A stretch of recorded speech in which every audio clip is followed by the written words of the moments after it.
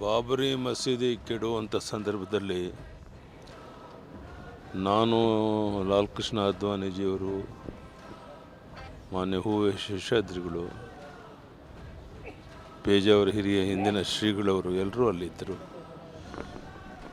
ರಾತ್ರಿ ಕೆಡುವುದ ನಂತರ ಬೆಳಗ್ಗೆ ರಾಮನ ಪ್ರತಿಷ್ಠಾಪನೆ ಸಣ್ಣ ಒಂದು ವಿಗ್ರಹವನ್ನು ಮಾಡೋ ಸಮಯದಲ್ಲಿ ಯಾವುದೋ ಪೂರ್ವಜನ್ಮದ ಪುಣ್ಯಫಲ ನಾನು ಸಹ ಸಂದರ್ಭದಲ್ಲಿ ಅಲ್ಲಿದ್ದೆ.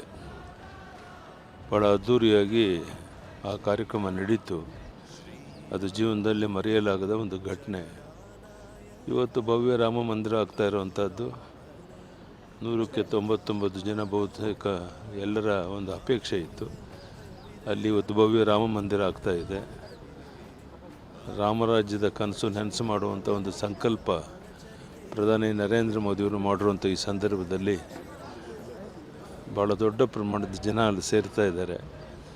ಆ ಕಾರ್ಯಕ್ರಮ ಅತ್ಯಂತ ಯಶಸ್ವಿಯಾಗಿ ನಡೆಯೋದಿದೆ. ಅದಾದಮೇಲೆ ನಾನು ಈಗ ಹೋಗ್ತಾ ಇಲ್ಲ, ಆ ರಶ್ನಲ್ಲಿ ಬೇಡ ಅಂತೇಳಿ 1-2 ತಿಂಗಳು ಬಿಟ್ಟು ನಾವು ನಮ್ಮೆಲ್ಲ ಸ್ನೇಹಿತರು ಹೋಗ್ಬಿಟ್ಟು ಅಲ್ಲಿ ರಾಮನ ದರ್ಶನ ಮಾಡ್ಕೊಂಡು ಬರ್ತೇವೆ.